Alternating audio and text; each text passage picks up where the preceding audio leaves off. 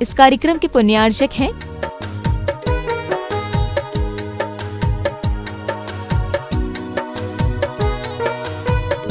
धर्मपत्नी स्वर्गीय श्रीमती अलका जैन की स्मृति में Shri Naveen Kumar Jain, firm Bhogendra supplies company, Ambala road, Saharanpur. Shriman Mohan Lal ji Gadia, Shrimati भंवरबाई पुत्रवधू, Shri Padamchand Gadia, Shrimati Vimla पुत्र पुत्रवधू, श्री नरेश कुमार, श्रीमती राजुल पुत्र पुत्रवधू एवं समस्त गदिया परिवार भीलवाड़ा राजस्थान। श्रीमान त्रिलोक चंद जी गंगवाल, श्रीमती कांता, श्रीमान अशोक, श्रीमती शकुंतला पुत्र पुत्रवधू एवं समस्त गंगवाल परिवार भीलवाड़ा राजस्थान। स्वर्गीय श्री गोरेलाल जी जैन कैंटीन की स्मृति में मां श्रीमती कुसुम देवी जैन एवं समस्त श्रृंगार परिवार अशोकनगर। फर्म श्रृंगार jewellers, Mahavir steel, Mahavir jewellers, श्रृंगार फैशन, अशोकनगर, मध्य प्रदेश।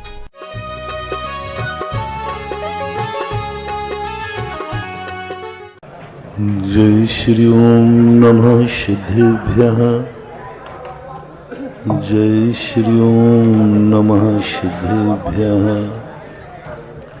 जय श्री ओम नमः सिद्धेभ्यः। सर्वमंगल मांगल्यं सर्वकल्याण कारकं प्रधानं सर्वधर्माणां जैनं जयतु शासनम्। जैनं जयतु शासनम्। जैनं जयतु शासनम्। पंच परमेष्टि भगवान की आचार्य श्री गुरुवर विद्यासागर महाराज की आचार्य श्री गुरुवर विद्यासागर महाराज की मुनि पुंगव सुधा सागर जी महाराज की जय हो। मुनि संघ की जय हो। दैनिक प्रवचनों की श्रृंखला में हम उन तथ्यों पर विचार कर रहे हैं जिनके कारण से हम क्यों कर्तव्य विमूढ़ होकर जैसी जिंदगी चाहते हैं वैसी नहीं जी पा रहे। जिंदगी हमारी है पर हम खुद की जिंदगी से संतुष्ट नहीं है। मन हमारा है लेकिन मन मेरे अनुकूल नहीं चल पा रहा। आंखें हमारी हैं, हम जो देखना चाहते वो नहीं देख पा रहे हैं और जो नहीं देखना चाहते हैं वह दिख जाता है। कान हमारे हैं, हम जो सुनना चाहते हैं वो नहीं सुन पा रहे हैं। दिन प्रतिदिन सुबह उठता है व्यक्ति एक चिंता के साथ, पता नहीं आज का दिन कैसा निकलेगा। दिन मुझे निकालना है और हम कोई निर्णय घोषणा नहीं कर पा रहे हैं कि आज का दिन हमारा अच्छा निकलेगा। कैसी विचित्र समस्या में उलझी है यह जिंदगी। दिन मुझे निकालना है और हम निर्णय नहीं कर पा रहे कि आज का दिन कैसा निकलेगा। मन हमारा है, हम निर्णय नहीं कर पा रहे कि मेरा मन क्या सोचेगा। आंखें हमारी हैं, हम निर्णय नहीं कर पा रही हमारी आंखें आज क्या देखेंगे। कान हमारे हैं, हम निर्णय नहीं कर पा रहे हमारे कान क्या सुनेंगे। मुख हमारा है, वाणी हमारी है, हम निर्णय नहीं कर पा रहे कि आज दिन भर में हम क्या बोलेंगे। पैर हमारे हैं, कदम हमें चलना है, लेकिन हम निर्णय नहीं कर पा रहे कि आज हमारे कदम किस तरफ उठेंगे। जिंदगी हमारी है, हम टेंशन में है कि आज का दिन हमारा शांति में निकलेगा या नहीं। मैं खुद अपनी जिंदगी में हर व्यक्ति से परेशान है। सुबह उठकर के उसको डर लगता है। 90% लोग सुबह उठ के डरते हैं, पता नहीं आज का दिन कैसा निकलेगा, कैसा निकलेगा, पता नहीं कैसा निकलेगा, फैसला नहीं है। शाम आती है तो सोते समय टेंशन में सोता है, पता नहीं रात कैसे निकलेगी।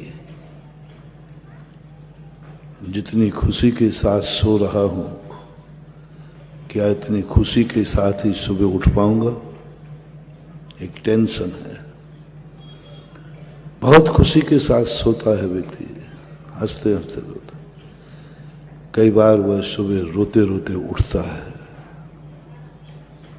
और ये कोई छोटे मोटे व्यक्तियों की कहानी नहीं है, ऐसा बड़े बड़े लोगों की जिंदगी में आता है। संसार के सर्वश्रेष्ठ, सर्वशक्तिमान, सर्व पुण्यात्मा, मर्यादा पुरुषोत्तम राम, शाम खुशी से बीत रही थी।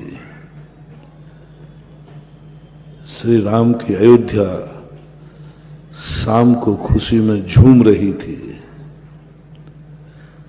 अयोध्या का एक एक कण पुलकित था। बड़े बड़े ज्योतिषाचार्य वहां मौजूद थे। वशिष्ठ जैसे ज्योतिष को जानने वाले गुरु मौजूद थे। वो भी शाम को ये घोषणा नहीं कर पाए कि जो आज शाम को खुशी है, यह खुशी सुबह रह पाएगी या नहीं। आज जो घोषणा हुई है कि कल राजगद्दी पर मर्यादा पुरुषोत्तम राम बैठेंगे, पर कोई घोषणा नहीं कर पा रहा है कि बैठ पाएंगे या नहीं बैठ पाएंगे। इतनी बड़ी महाशक्ति, दशरथ जैसा बहुत बड़ा विद्वान, वशिष्ठ जैसे महान गुरु, क्या हो गया इस दुनिया को? कैसी है ये दुनिया? दशरथ कहते हैं वशिष्ठ जी से, वशिष्ठ जी आपने तो कहा था कि ऐसा मुहूर्त आज तक 100 सालों में नहीं आया है। 100 सालों में नहीं आया। मैंने कहा था कि हमारे 2 बेटे ननिहाल गए हुए हैं। भरत शत्रुघ्न का ननिहाल पंजाब में था, अयोध्या से थोड़ी दूर है। तो आपने कहा था कि आप बेटों का मोह न करें, ऐसा मुहूर्त फिर मिलने वाला नहीं है। तब वशिष्ठ जी कहते हैं, राजन मैंने तो कागज को बांचा था, किस्मत को नहीं बांचा था। कागज हो तो सब कोई बांचे, कर्म न बांचा जाए। राजन मैंने तो कागज बांचा था, कागज में तो आज भी वही लिखा है, पंचांग में तो आज भी वही लिखा है, लेकिन मैंने किस्मत नहीं बांची है और मैं बांच भी नहीं सकता। गजब की बात है महानुभाव। चौथा काल राम राज्य, और जहां राम का जन्म हुआ वो स्वयं राम नहीं जान पा रहे हैं कि शाम की खुशी इस सुबह तक रह पाएगी या नहीं रह पाएगी। घोषणा नहीं कर पा रहे। जब वे महान आत्माएं घोषणा नहीं कर पाते हैं, हम और आप तो किस खेत की मूली हैं। महानुभाव, बहुत कठिन है इस दुनिया में जीना, बहुत कठिन है। एक सेकंड की बात हम नहीं कह सकते कि एक सेकंड बाद मेरी जिंदगी में क्या घटित होने वाला है, कैसी हो गई ये दुनिया, कैसा क्या कर डाला है ऐसा आत्मा ने जो एक क्षण एक सेकंड बाद की भी हमें एहसास नहीं हो रहा है। एक सेकंड की तो हम घोषणा करें कि एक सेकंड तो मैं जीऊंगा, एक मिनट तो मैं जिंदा रहूंगा, एक मिनट तो मैं हंस लूंगा, एक मिनट तो मैं हंस लूंगा, दूसरे मिनट में ना सही, नहीं, एक मिनट भी नहीं, सेकंडों का खेल है। राजस्थान में एक बहुत गर्मी पड़ती है, 1:30-2 बजे का समय था, कलेक्टर थे, एसी में बैठे हैं, उस समय लाल बत्ती चलती थी, एसी में बैठे हैं, आराम से कलेक्टर दिखा देते। एक सेकंड हुआ, गाड़ी की टक्कर हुई, गाड़ी का गेट खुला, गेट से बाहर कलेक्टर उछल करके गिरे, 48 टेम्परेचर पर बालू में पड़े तड़प रहे हैं, कोई भी उठाने वाला नहीं। ड्राइवर की वही हालत है, गार्ड की भी वही हालत है, कोई किसी को उठाने को तैयार नहीं। एक सेकंड पहले कहाँ थे? एसी में, और दूसरे सेकंड में 48 टेम्परेचर पर आध घंटे लगभग बालू रेत में पड़े रहे।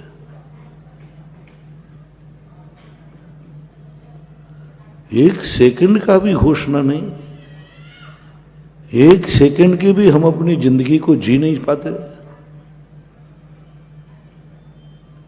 एक सेकंड पहले हंस रहा हूं, दूसरे सेकंड रोना पड़ा।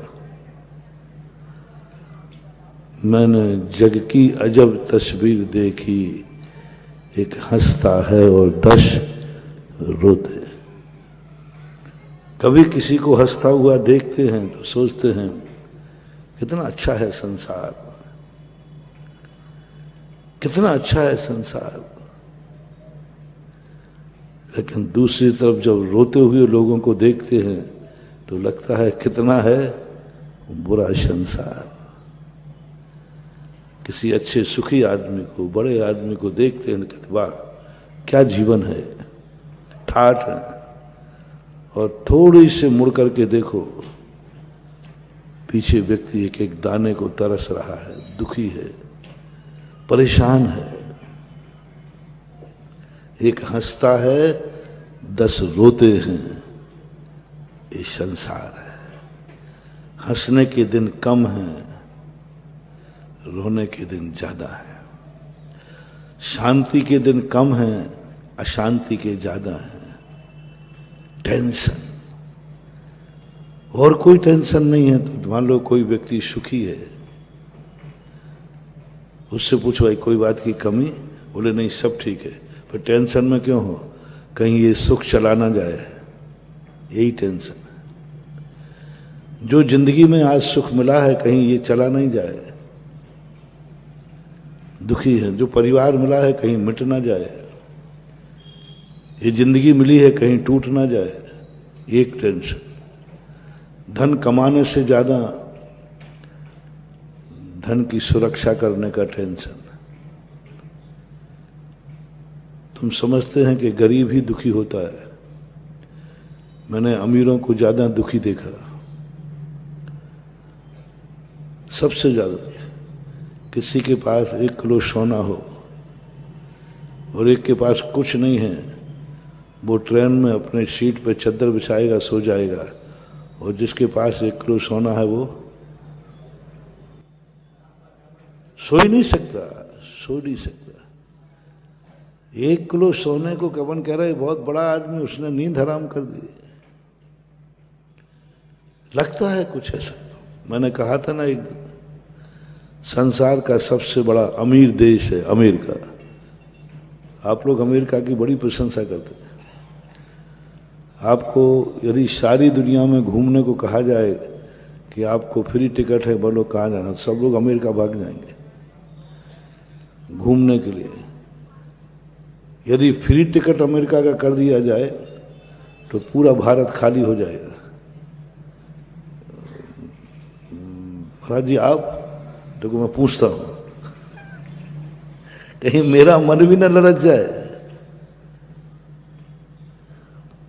हालांकि मैं जाऊंगा नहीं क्योंकि मेरी गाड़ी का त्याग है, लेकिन मन से नहीं कह सकता मैं।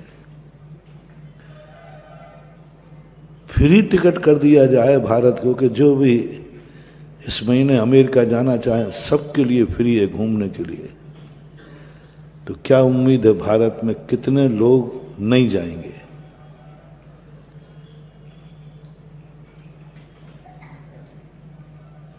आप लोगों का तो है ही।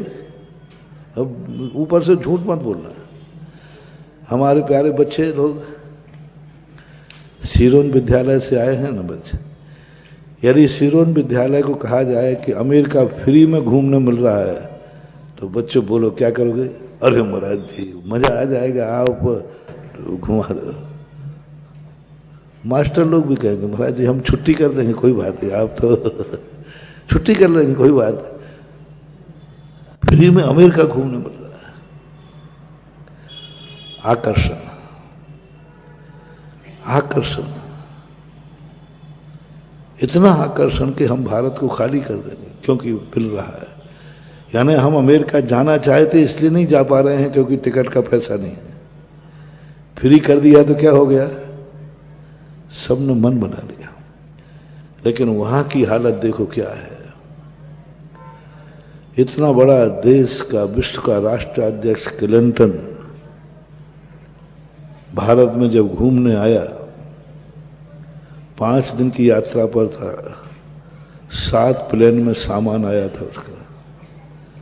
भारत को देख करके क्या कह के गया, अमेरिका में रहने के लिए दुनिया तरस रही है। और उसने भारत की भूमि पर एक कहा कि यदि दुनिया में कोई गॉड है, मैं प्रार्थना करना चाहूंगा मेरा अगला जन्म भारत में हो।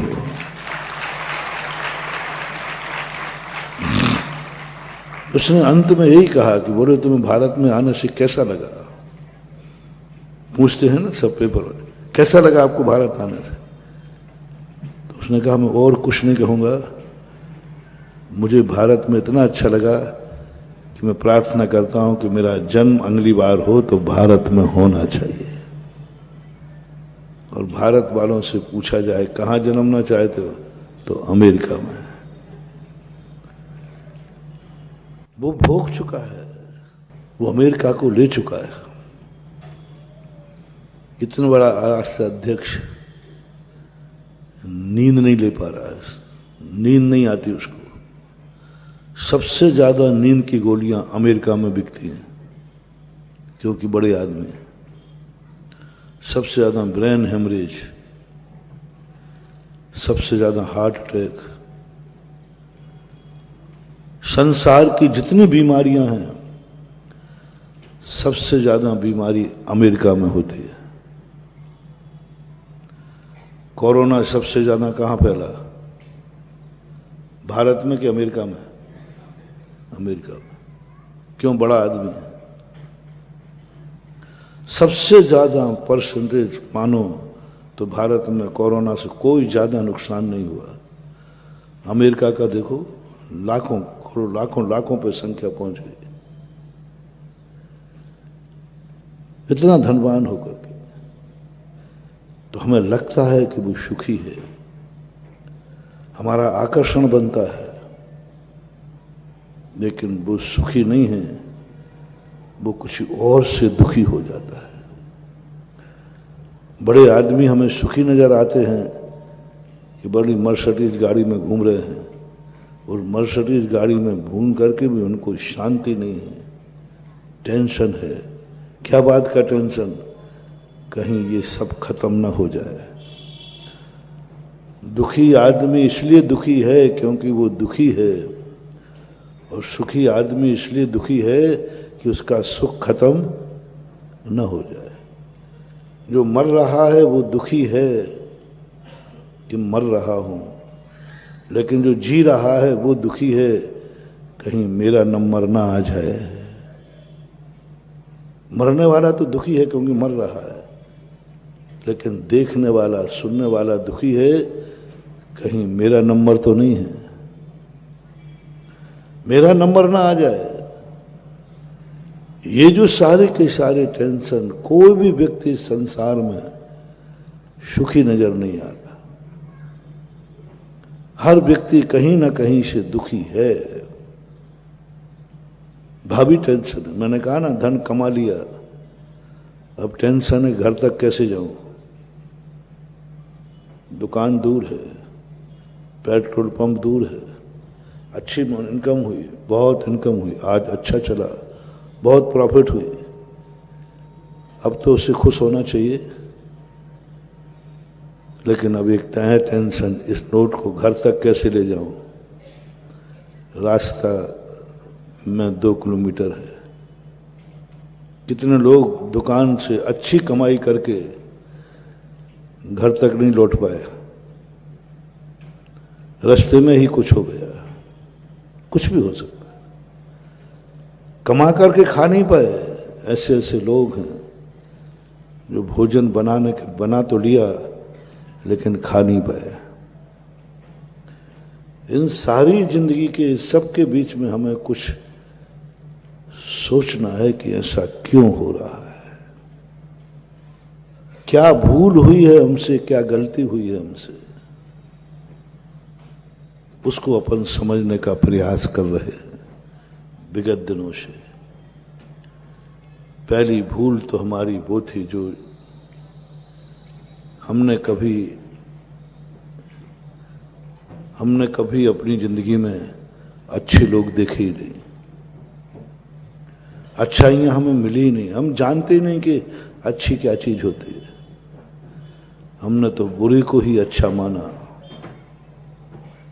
बुराइयों को ही अच्छा माना, दुर्गंध को ही सुगंध माना, पापियों के बीच में रह करके अपनी जिंदगी व्यतीत कर दी। 90% लोग अच्छाई को जानते ही नहीं, उन्हें मालूम नहीं है कि चीज अच्छी है।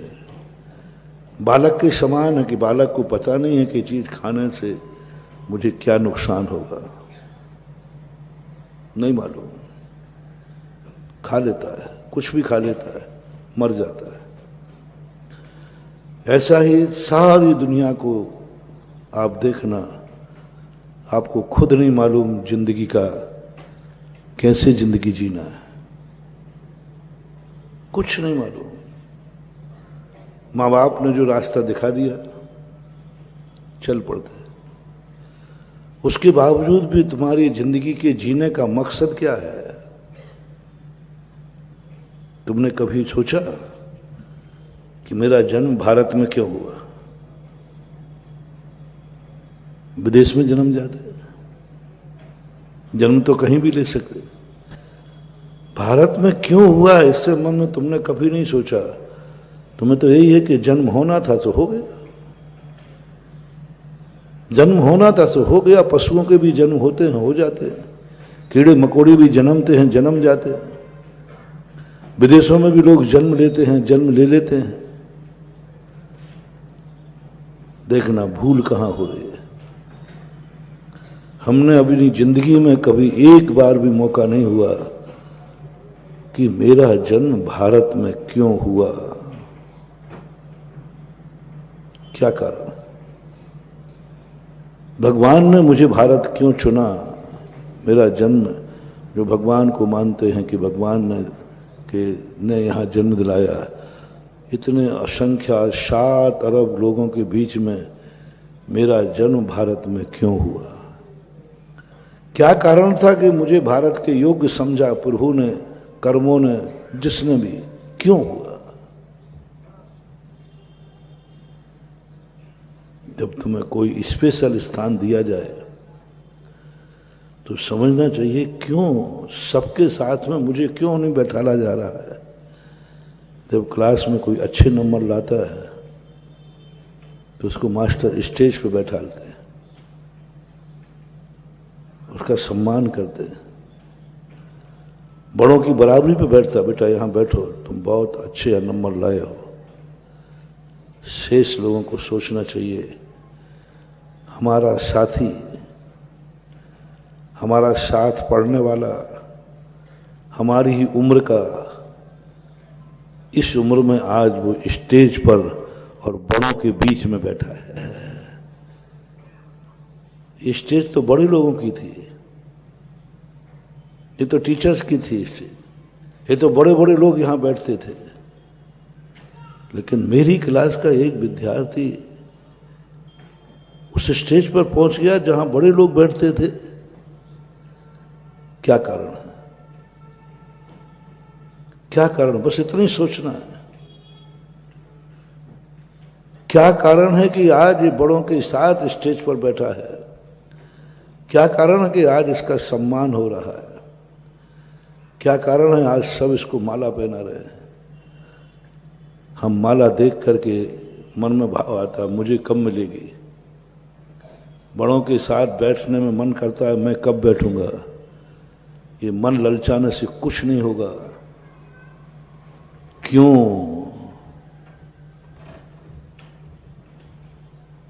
देश के एक राष्ट्रपति हुए हैं KR नारायण। उस समय वो दक्षिण भारत के थे। उस समय एक बहुत ज्यादा छुआछूत बहुत चलता था। वो क्लास में भी नहीं बैठ सकते थे, उनको बैठने की टाट पट्टी भी नहीं थी। अब तो बहुत अच्छा युग आ गया, इतना तो भेदभाव नहीं है। एक नीम का पेड़ था, उस पेड़ के नीचे धूल में क्लास के बाहर से सुन सकते थे, बस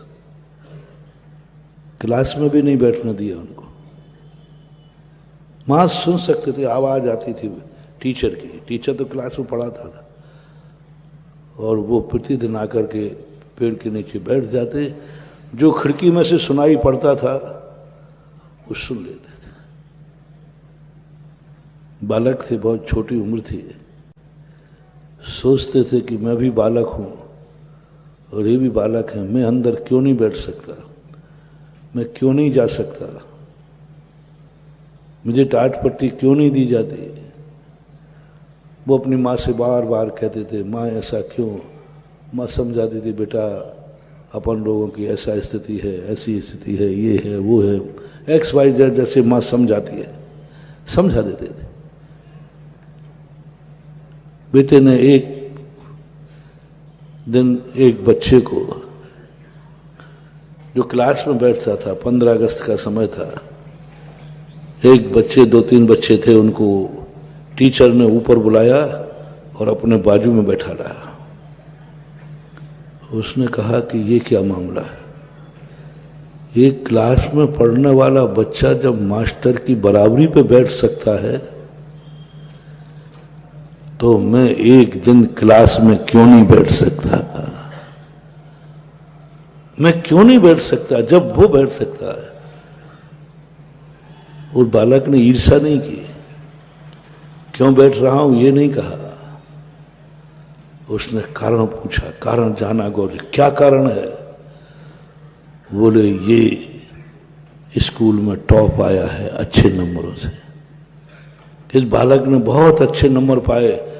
अच्छा पढ़ने से, अच्छे नंबर पाने से छोटा बालक भी बड़ों की बराबरी पे बैठ जाता है।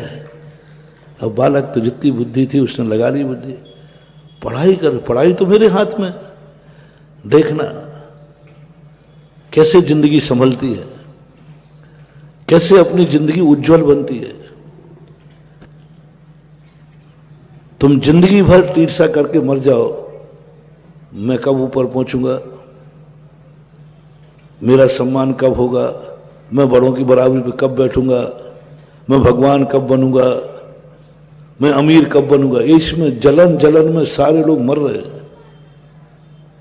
सब तरफ लगा लेना महानुभाव। एक तो एक छोटा सा उदाहरण दे रहा हूं। आज बच्चे बैठे हैं, बच्चों की भाषा में बोल रहा हूं। सब बच्चों को भी ये बातें याद रखना है। हर चीज में बड़ा आदमी देखते ही हम ईर्ष्या से जल जाते हैं, मैं कब बड़ा बनूंगा। और कई बार तो भगवान को भी बड़ा भला कह देते हैं, हे भगवान तूने बनाई ये दुनिया, इसको बड़ा बना दिया, मुझे गरीब बना दिया। ये दुनिया बहुत बेकार है, भगवान को भी निपटा देती है। गुस्से में अगर भगवान तूने क्या किया, देखो इसको बड़ा आदमी बना दिया, मुझे गरीब बना दिया। काय का भगवान है, तू भी पक्षपात करता है, इतना पक्षपात करता है। देखो वो व्यक्ति कितना सब तरफ से सुखी है और मेरे पास खाने को नहीं है। वो कह रहा है इतने में से मैं क्या खाऊं, और मैं कह रहा हूं कि मेरे पास कुछ है ही नहीं, अब क्या खाऊं। ऐसे लोग हैं, ये सब ईर्ष्या और कसाय से भर जाते हैं, भगवान को भी कोस देते हैं। जो मूर्ख बच्चे हैं वो कोसते हैं, ये मास्टर लोग पक्षपात करते हैं। देखो मेरे एक साथी को ऊपर उठा के ले गए और अपनी बराबरी पे कुर्सी पे बैठा दिया और माला पहना रहे हैं, और मैं भी तो इसी का दोस्त हूं, मुझे क्यों नहीं बैठा रहा। अज्ञानी व्यक्ति पक्षपात का आरोप लगा देगा मास्टर पर, जैसे आप लोग लगाते हो भगवान पर। बालक लगा देगा कि मेरे साथ में पढ़ने वाला मेरे दोस्त को ये ऊपर बैठाल रहे हो, मुझे क्यों नहीं बैठाल रहे, मैं भी कब बैठूंगा। बस ये दो बातें आएंगी, मुझे क्यों नहीं बैठाला और मैं कब बैठूंगा। इन बालकों की बात तो तुम्हें समझ में आ गई कि उसका कहना गलत है। तुम बड़े बालकों को भी निपटा दो, तुम्हारे पास जो वस्तु चाहिए है वो तुम्हारे पास नहीं है, आप जलते हो, भगवान को कोसते हो। भगवान तूने पक्षपात किया है, मुझे गरीब बनाया, इसको अमीर बनाया, तेरे लिए ठीक नहीं है, सबको बराबर बनाना चाहिए था, या तो सबको गरीब बना देता है या अमीर बना देता है। ये क्यों पक्षपात हुआ। 99% लोग अपने से आगे चलने वाले से जलते हैं, ईर्ष्या करते हैं, दुनिया को कोसेंगे और कोसते कोसते थक जाएंगे तो अमीर आदमी को लूटेंगे, बददुआ देंगे, बर्बाद हो जाए, इसका नाश हो जाए, क्योंकि ये मेरे से आगे क्यों निकल रहा है। 3 बातें प्रकट हुई। पहली बात, अपने से अधिक सुखी को देखकर तुम्हें ईर्ष्या जागेगी। दूसरी बात, आप भगवान को कोसोगे जो सृष्टि को बनाने वाला है। तीसरी बात, उसी सेठ को लूटने का भाव करोगे, मिटाने का भाव करोगे। ये सुखी क्यों है, मिटा दो इसको, बर्बाद कर दो इसको, लूट लो इसको, रुला दो, ये सुखी क्यों। ये 3 कार्य करोगे और ये तीनों कार्य हमारी जिंदगी के बहुत बड़े खतरनाक हैं। बच्चों, आप लोगों की जिंदगी अभी शुरुआत है। कभी अच्छे व्यक्ति को देखकर ईर्ष्या नहीं करना, कभी तुमसे आगे व्यक्ति के लिए देखकर भगवान को उल्हाना मत देना, भगवान तूने उसको पास कर दिया, मुझे फेल कर दिया। नहीं, ये गलती नहीं करना। जो भगवान को उल्हाना देता है भगवान नाराज हो जाता है। कभी मत कहना भगवान के वो शक्तिमान है, उसने जो कुछ भी किया है उसको थैंक्स कहो। क्या कह रहा हूं मैं, एक नियम लो सब बच्चों, भगवान ने जो कुछ भी किया है, पहली बात तो भगवान करता नहीं है, लेकिन अपन लोग मान लेते हैं, आप लोग मान लेते हो। कर्मों को ले लो, 2 ही धारा है, एक तो भगवान, एक कर्म। पहला नियम ले लो, भगवान ने जो कुछ भी किया है अच्छा किया है। बोलो बोलो बच्चों, भगवान ने जो कुछ किया है, जोर से बोलो ना। अब इसमें ये भी शामिल हो गया, भगवान ने तुझे गरीब बनाया है, बोलो, हिम्मत है तो बोलो ना। हाँ, धीरे से आवाज आई ना। करो, साहस करो, बहुत बड़ी शक्ति दे रहा हूं मैं, एक बार कह के देखना।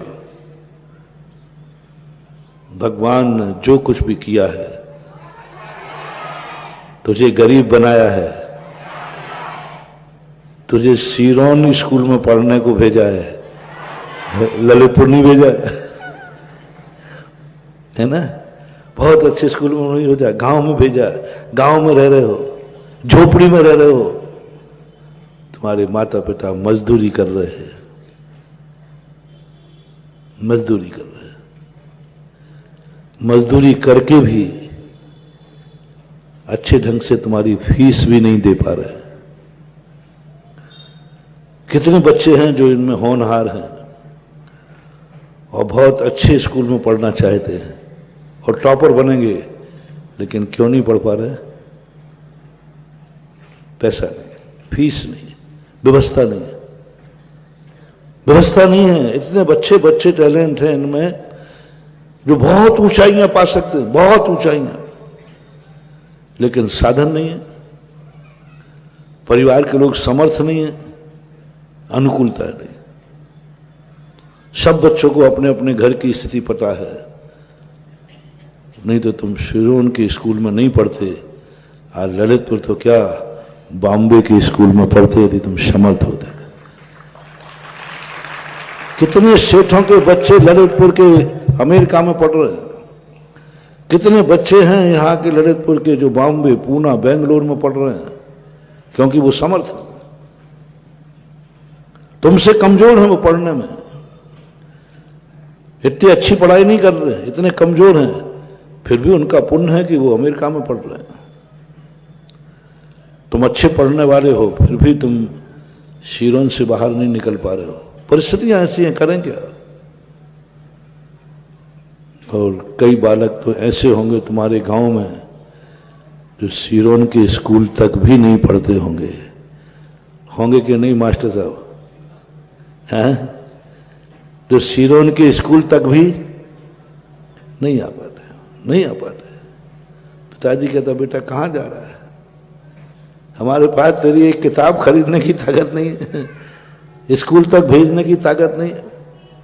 कितने लोग बिना पढ़े लिखे रह जाते, कोई एक आध दो क्लास पढ़ लेते रह जाते।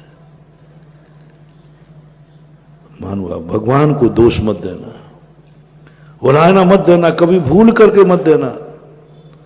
कभी भूल करके कैसी भी परिस्थिति आ जाए, सब कुछ उजड़ जाए, परिवार मर जाए, स्वयं मर जाए, स्वयं दुख का पहाड़ टूट पड़े, कभी भगवान को उलाहना मत देना। प्रभु तू ये क्या कर रहा है? प्रभु तू ये क्या कर रहा है? भगवान ये क्या हो रहा है मेरी जिंदगी में? दिन प्रतिदिन दुखी दुखी होते जा रहे हैं। जिस चीज में हाथ डालो वो सब नुकसान कर रहा है। सोना छूते माटी हो रहा है। जो कुछ भी खाता हूं सब नुकसान करता है। सब तरफ से दुखी हूं। बस एक ध्यान रखना, और तो मैं तुमसे कुछ नहीं कहूंगा कि तुम भगवान की भक्ति करना, तुम प्रसाद लेकर मंदिर पहुंच जाना, नहीं नहीं, ये नहीं कहूंगा। बस इतना कहना है, कैसी भी परिस्थिति आ जाए हमें भगवान को और धर्म को दोष नहीं देना, उलाहना नहीं देना भगवान को। पहली बात तो भगवान को नहीं कोसना। दूसरी बात है, ये पापी लोग तो कितना पाप करते हैं फिर भी सुखी हैं। भगवान मैं तुम्हारा नाम लेता हूं, धर्मात्मा हूं, मेरे में कोई बुराई नहीं है, सुबह शाम तेरा भक्ति करता हूं, फिर भी मैं दुखी हूं।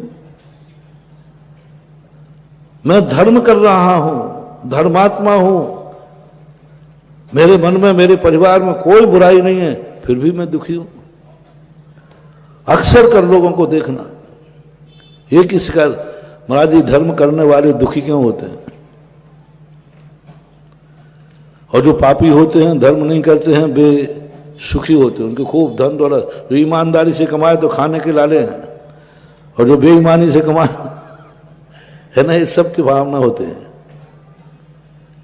बंधु धर्म को मत कोसना, भगवान को मत कोसना, उसको पक्षपाती मत कहना। और इसके सब देखने में आता है। तो मैंने कहा कोई आज की परंपरा नहीं है, महाराज कलयुग में क्या हो रहा है,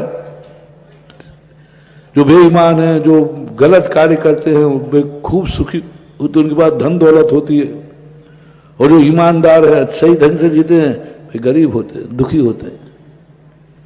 मैंने कहा ये आज की परंपरा नहीं है, चौथे काल में भी यही था। सोने की लंका रावण के पास थी कि श्री राम के पास? बोलो ना, काल कौन सा था? चौथा काल। उनके पास लंका सोने की। रावण शक्तिशाली था, बहुत शक्तिशाली था, और पापी था, अधर्मी था। और हमारे राम धर्मात्मा थे, मर्यादा पुरुषोत्तम थे। लेकिन कितने दुख उठाए, कितने दुख उठाए, देखो, कल्पना करो।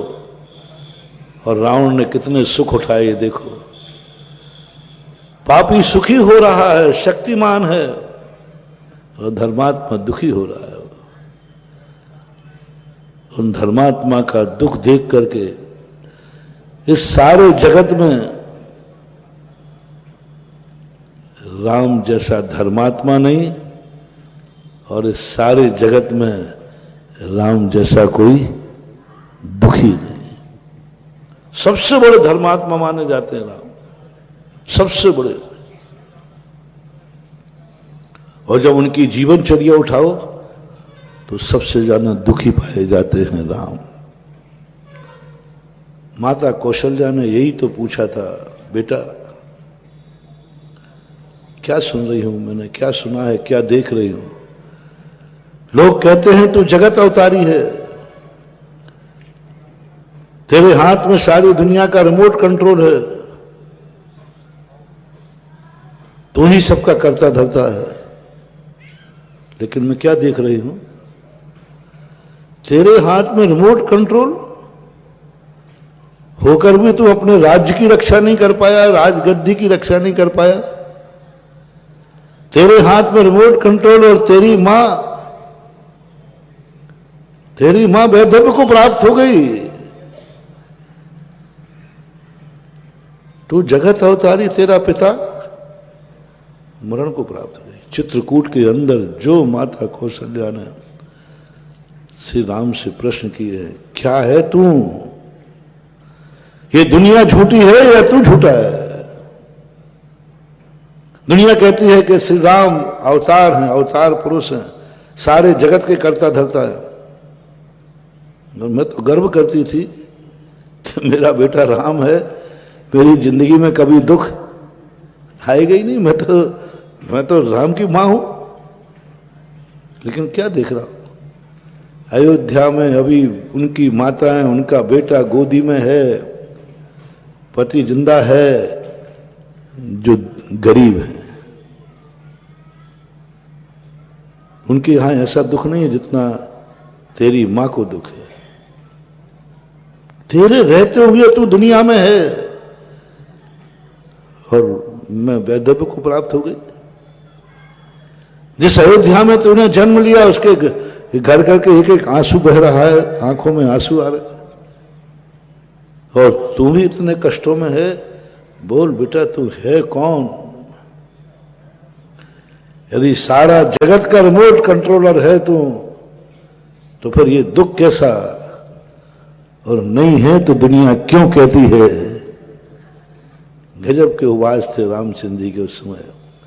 बोले, मां, ये दुनिया जो कहती है इनकी भक्ति है, इनका मोह है। जैसे आप लोग कई बार अच्छा काम करके आओ, अच्छी पढ़ाई करके आओ, तो बोलते क्यों तुम इतने अच्छे नंबर क्यों? बोले पिताजी की बदौलत है। पिताजी से पूछा, बोले मुझे तो यही पता नहीं वो कौन सी क्लास में पढ़ रहा है। ऐसे अपन भक्ति में कहते हैं कि भगवान ने सब करता धरता है। सत्य यह नहीं है।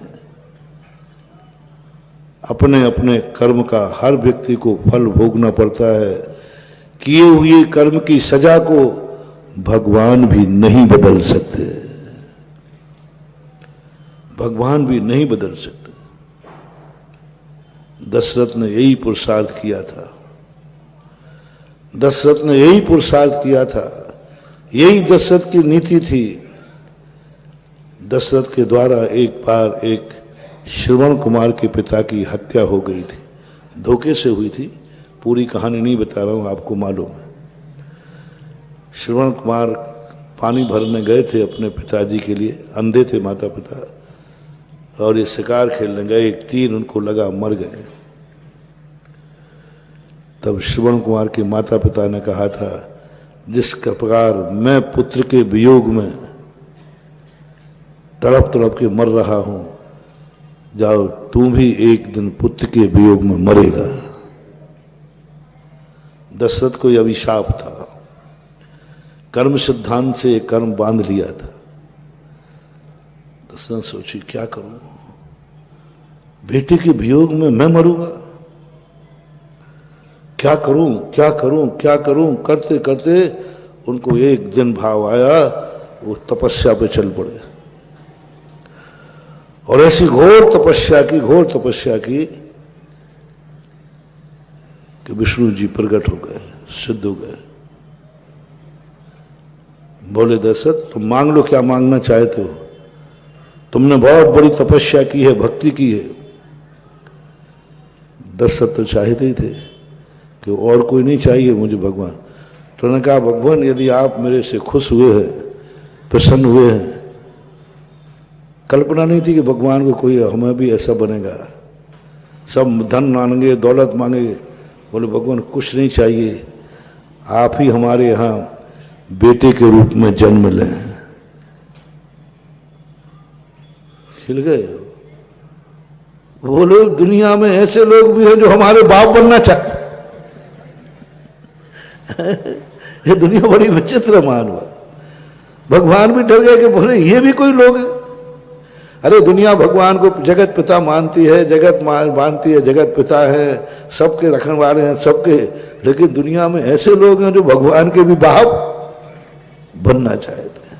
लेकिन अब क्या करें, वचन दे दिया था बेटे के रूप में, हाँ मैं तुम्हारा पिता बनूं। कितना अंदर का स्वार्थ देखो, भगवान का भी बाप बनने को तैयार हो जाता है। ये संसार बड़ा विचित्र है। भगवान का दास बनना, भगवान का बेटा बनना, फिर भी बात थोड़ी जमती है ना। अपन भगवान के दास बने, अच्छा लगता है। हम भगवान हमारे पिता हों, अच्छा लगता है, बेटे ही तो बन रहा है। लेकिन जब ये बात आ जाए मैं भगवान का बाप बनूं, ब्रह्मांड हिल गया, सारा देवता परिकर हिल गया, सारा ब्रह्मांड भगवान को बेटा बना रहा है,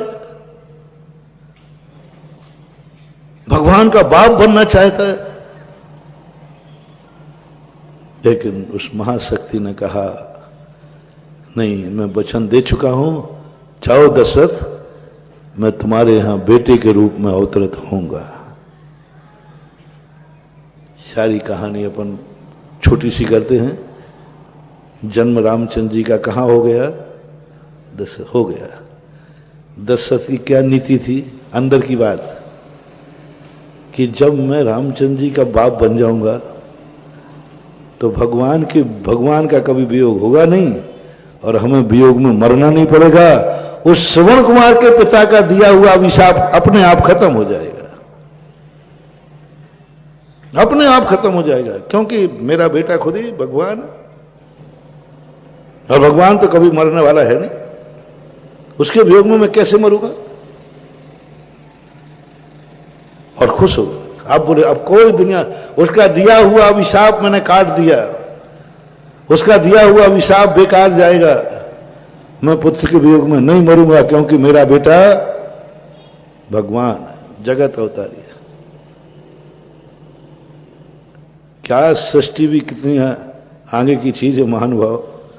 इस सृष्टि कितनी आगे की चीज है कि वो कहते दशरथ तुम डाल डाल तो हम पात पात, राम मरेंगे तो नहीं, लेकिन राम को ऐसा काम करना है कि रावण रूपी राक्षस को मारना है, और उनको निकलने का ऐसा तरीका कर्म ने बनाया, उस अभिशाप ने बनाया। कैकेयी और मंथरा को, शाप को एक तरफ रख करके, और क्या जाल रचा। बोलो, वैष्णव दर्शन के अनुसार दशरथ का मरण किससे हुआ है? पुत्र के वियोग से हुआ। उनको वनवास हुआ, इधर दशरथ मृत्यु सैया पर लेट गए। ये कहानी रामचंद्र जी ने बताई माता कौशल्या को। मां, पिताजी ने सोचा था कि मेरे बेटा बनाने से अपना किया हुआ अपराध क्षमा हो जाएगा, लेकिन किया हुआ अपराध इतना जबरदस्त होता है कि भगवान भी उसे नहीं काट सकते, उनको भोगना ही पड़ेगा। मैं तो आपको बता रहा हूं, आपके टीचर भी आपको 2-5 मिनट का उपदेश देते होंगे, आपके परिवार भी देते होंगे, उनके लिए तो कोई देने वाला नहीं था। स्वयं अपने अंदर से जगाया। ऐसा टैलेंट जगाओ, ऐसा टैलेंट जगाओ, भगवान से भी हमें कुछ न कहना पड़े, भगवान ही पूछने आ जाए, क्या चाहते हो बेटा? अभी आप भगवान के, भगवान मुझे दो, मुझे दो, नहीं। ऐसी योग्यता हासिल करो, ऐसा अच्छा कार्य करो कि भगवान भी आगे कहे, बेटा मैं तेरे से खुश हूं, मांग ले, क्या मांगना है। खुद ही को कर बुलंद इतना, खुद ही को कर बुलंद इतना कि खुदा बंदे से पूछे कि तेरी रजा क्या है। बस ये सूत्र मैं आपको देता हूं। भगवान के पास भी दरकार मत करो, एक दिन मैं इतना अच्छा आदमी बनूंगा कि भगवान भी मेरे पास आके कहेगा, बेटा तू इस धूल में बैठने लायक नहीं है, चल ऊपर। एक दिन गुरुजी आके कहेंगे कि तुम नीम के पेड़ के नीचे नहीं, 15 अगस्त में तुम आज स्टेज पर बैठेगा क्योंकि तूने क्लास में टॉप किया है। इसलिए ये चीजें अपन को ये देखना है कि कोई व्यक्ति हमसे आगे जा रहा है तो ईर्ष्या नहीं करना, उसको पीछे लाने का भाव नहीं करना, उसको गिराने का भाव नहीं करना। क्या सोचना, ये इतने आगे क्यों निकल गया, बस उस कारण को पकड़ लेना और वो ही तुम करना, तुम भी आगे पहुंच जाओगे। इसलिए जो अपना प्रश्न था कि हमारी जिंदगी हम अपने अनुसार नहीं जी पा रहे हैं, हमारा प्रातः काल हम घोषणा नहीं कर पा रहे हैं कि आज मैं दिन भर ऐसा निकालूंगा, मेरा दिन मुझे निकालना है, लेकिन मैं नहीं कह पा रहा हूं कि आज का दिन कैसा निकलेगा। डर लग रहा है, डर लग रहा है। हंसते हुए उठने वाले डर रहे हैं कहीं शाम रोते हुए ना हो जाए। सोते समय डर लग रहा है कहीं सुबह मैं खुशी से उठ पाऊंगा या नहीं। तुम संसार को बदलना चाहते हो, भगवान ऐसा करो ना कि संसार में जो सुबह हंस के उठाया शाम भी उसकी खुशी खुशी होगी, जो खुशी खुशी सोया है सुबह भी खुशी खुशी उठेगा। आप इस सृष्टि को बदल दो, नहीं बदल पाए। मैंने कहा ना, इतनी बड़ी महाशक्तियां भी नहीं बदल पाई कि जब शाम को खुशी है तो सुबह भी खुशी होगी, शाम को खुशी है तो सुबह भी खुशी होगी, शाम को जब अयोध्या में खुशहाली है तो सुबह भी होगी। ये महाशक्तियां नहीं बदल पाई सतयुग में, तो कल युग में तो तुम कामना मत करना कि शाम की खुशी सुबह तक रह जाए और सुबह की खुशी शाम तक रह जाए। 1 मिनट और सेकंड की भी खुशी नहीं रह सकती, 1 सेकंड में भी सुखी दुख में बदल सकता है। अब क्या करना है, षष्ठी को नहीं बदलना, षष्ठी के नियम नहीं बदलना है, कुछ अपन को ही बदलना है, कुछ अपन को ही बदलना है कि जो सेकंड में हम जी रहे हैं उस सेकंड में इतना कुछ कर लेना है कि दूसरे सेकंड की हमें कोई जरूरत ही नहीं पड़े। हम क्यों कहें कि क्यों टेंशन में आए कि कल मैं जिंदा रहूंगा कि नहीं रहूंगा। आज जिंदा हो कि नहीं, बोलो ना। अभी अपन जिंदा है कि मरे हुए हैं, बोलो ना। अपन सब जिंदा हैं, क्यों ना अपन इतना इतना कुछ अच्छा कर रहे हैं कि हमें कल की जरूरत नहीं पड़ेगी। हम कहते कि हमें कल चाहिए ही नहीं, जो कुछ करना था मैंने सब आज कर लिया। जिंदा है उसका लाभ उठाओ, क्यों टेंशन कर रहे हो कल मैं रहूंगा कि नहीं, सुबह अच्छा होगा कि नहीं। अरे हम सुबह अच्छा होकर शाम अच्छी होगी कि नहीं। अरे सुबह में हम इतना अच्छा कर लेते हैं कि हमें शाम की जरूरत ही नहीं पड़ेगी। किसी भी चीज को, अच्छे कार्य को टालना नहीं है, उसको स्वीकार करना है। प्रेजेंट पोजीशन में आ जाओ। आज मैं जिंदा हूं, जिंदा का आनंद लो, जिंदा का आनंद लो, जिंदा का सदुपयोग करो। इतने देर का अपना जो सदुपयोग हो सको, क्योंकि आगे आने वाला समय हमारे हाथ में नहीं है, महावीर भगवान के। इस कार्यक्रम के पुण्यार्चक थे